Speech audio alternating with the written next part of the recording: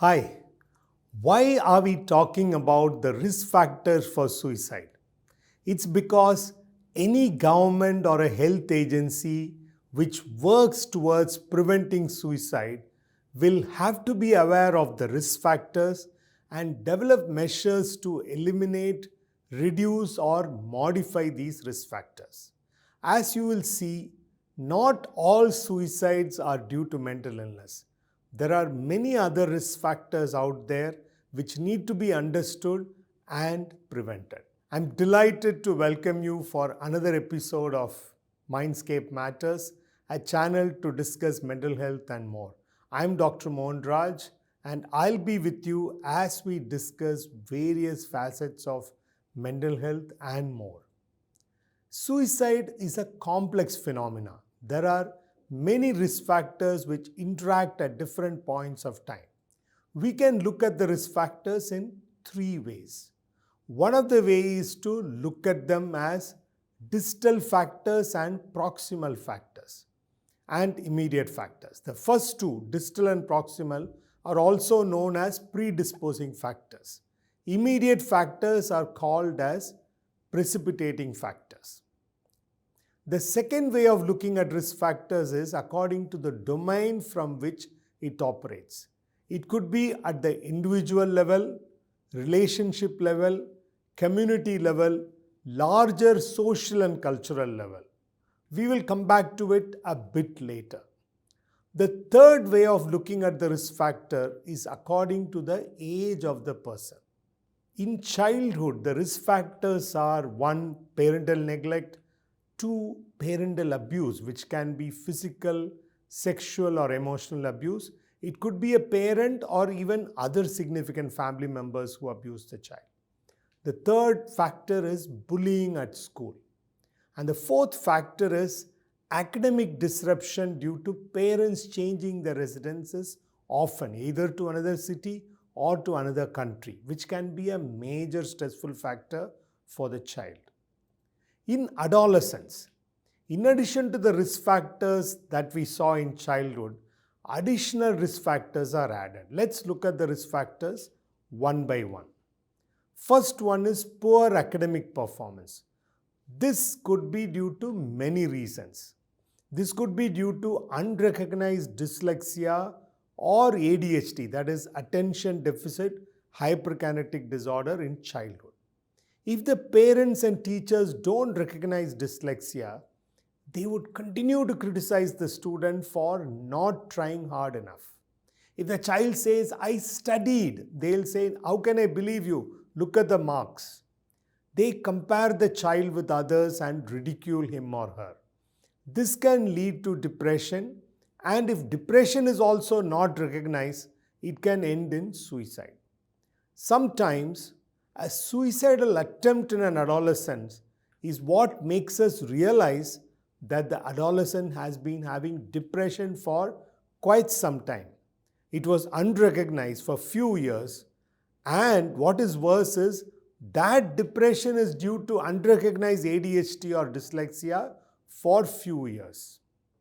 Sometimes poor academic performance can be a result of emotional problem itself. Bullying in school is another risk factor. The most common consequence of bullying in school is school refusal. The child refuses to go to school, and when pressed by parents, they might tell the real reason that they are being bullied. Another factor is victimization by teachers. Now, for example, there are certain teachers who will unconsciously or consciously divide the class into good students, average students, and bad students. And whenever something goes wrong in the class, they'll always call out from this so-called bad students group, and they will be punished whether they did that mistake or not. So this kind of victimization can sometimes be passed on. For example, one boy said, "My teacher in 6th standard thinks I am very bad. I tried my best to change her opinion, but she's not changing. So I decided from 7th standard, I'm going to gain a good name from the teacher." To my horror, I found on the first day, the 6th standard teacher took the trouble of meeting the 7th standard teacher and briefing her about everybody, and I knew I'm doomed. Discrimination by teachers and other students based on caste, religion, or social class is not unknown. We keep hearing about it from time to time. This has a major impact on students' mental health. Another major risk factor that starts in adolescence is alcohol and substance abuse. While intoxicated with alcohol or a substance, a person's judgment is impaired and they would not think about the consequences of their action, including as suicide. Failure is another reason for impulsive suicide in adolescence. The failure can be in academic pursuits. Nowadays, you don't have to get fail marks to fail in academics. Not getting a high rank or mark is also considered as failure by the parents and the student. We see a spike in impulsive suicides just after the board exam results are out. Some adolescents take their life fearing what their parents will say after seeing their marks. Failure or apparent failure in a relationship is also another reason for impulsive suicides in adolescence. In impulsive suicides, the main factor is not knowing how to cope with failure. Suicide will look like the only solution and the person pursues it. Let us now come to adults. If adults have gone through adverse life events in childhood or adolescence, like we discussed, these factors can act as predisposing factors for suicides. These adverse life events can also be risk factors for depression, and in many people, the suicide is as a result of depression. Adults share some risk factors with adolescents like substance abuse and poor coping skills.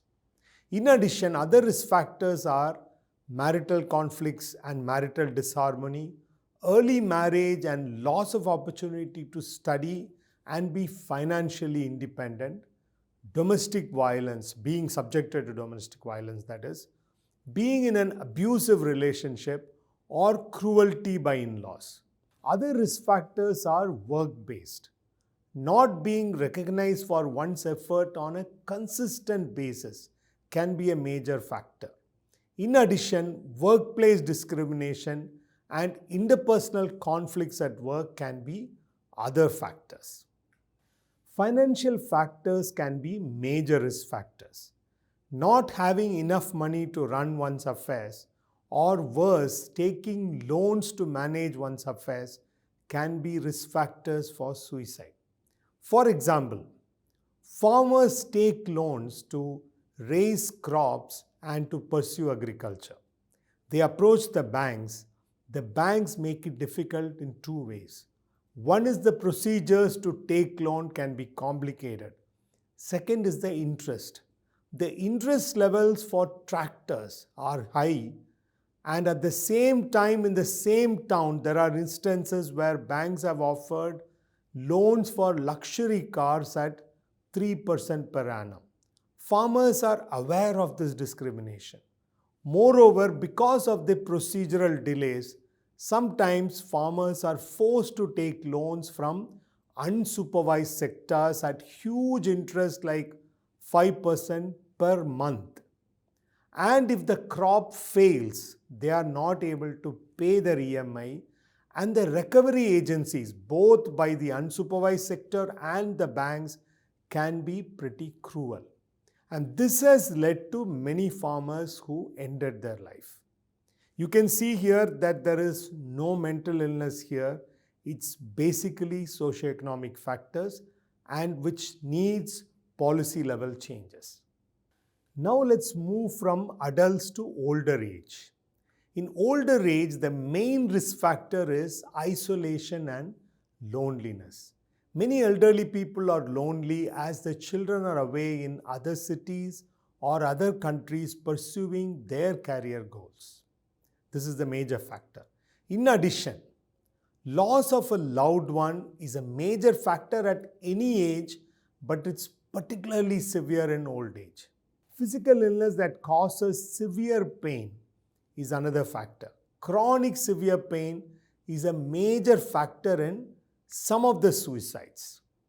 We looked at the risk factors according to the age of the person so far. Now let us look at them by the domain from which it operates. Let's look at the domains as individual factors, relationship factors, community factors, and larger societal and cultural factors. Now let us look at the individual factors. History of depression is a significant individual factor. In those with depression, ideas of hopelessness is an important factor that can lead to suicide compared to all other depressive symptoms. In addition to depression, certain other mental illnesses can also lead to suicide if that illness is followed by secondary depression. History of an earlier suicidal attempt is another major risk factor. In addition, let me list you the other individual factors. They are chronic pain or other incurable illness, as we have discussed before, criminal or legal problems, having financial problems or loss of money, substance abuse, current or previous history of adverse childhood experiences, being a victim of violence, and certain personality traits like being impulsive or aggressive. These are all the risk factors in an individual. Next, coming to the domain of relationship. Being in an abusive relationship is a factor we have already seen. Loss of a loved one by separation or death is another major risk factor. Interpersonal conflicts at family or at work is another major factor. Not having a confiding relationship is also a major factor. When a person has a suicidal idea, if they have a confiding relationship with parents, spouse, or a close friend, they usually talk about it. This enables the other person to take steps to prevent a suicidal act. Thus, having a confiding relationship is an important protective factor. Now let us look at the community risk factors. Social discrimination is a major problem and is a major risk factor. This happens in all countries on the basis of race, religion, or caste. This discrimination can lead to restricted access to schooling, places of worship, and to healthcare. We keep reading about them. We keep coming across acts of discrimination on a regular basis. When a person goes to a new country or culture, it takes time to get adjusted to the new culture. This can be very stressful if the people of the new country speak a different language and also look different. In some immigrants, this can be a risk factor for depression and in a small number, risk factor for suicide. Finally, we come to other social and cultural factors. Stigma to talk about mental illness is a major risk factor as it prevents the person from sharing about his or her emotional pain and thus prevents from seeking help. Second cultural or social factor is easy access to firearm, which leads to homicidal behavior in addition to suicide. Another cultural factor that can increase the risk of suicide is how media treats suicide. Sensationalizing a celebrity suicide or glorifying suicide can increase the risk of suicide in a vulnerable person. We looked at many risk factors that can influence suicide. These don't act in isolation. If we take one factor and do a study, it will not be possible to show a causal link. A precipitating factor becomes significant when a predisposing factor is already present. These risk factors act in a complex way among them. Let us continue to discuss suicide for few more weeks in an effort to prevent them. Thank you for watching this far. If you like this video, please tell 4 of your friends. Tell them there is a Tamil version also. Stay tuned because Mindscape matters. Bye. If you have suicidal ideas or somebody close to you has suicidal ideas and you want to talk to somebody about this, these are the helpline numbers. The first two are by the Tamil Nadu government. The numbers are 104 and another number is 14416. I'll repeat 104 and 14416. Next number is by a voluntary agency called Sneha, which has been doing work in suicide for many years. Their number is 044 2464 0050. Let me repeat 044 2464 0050.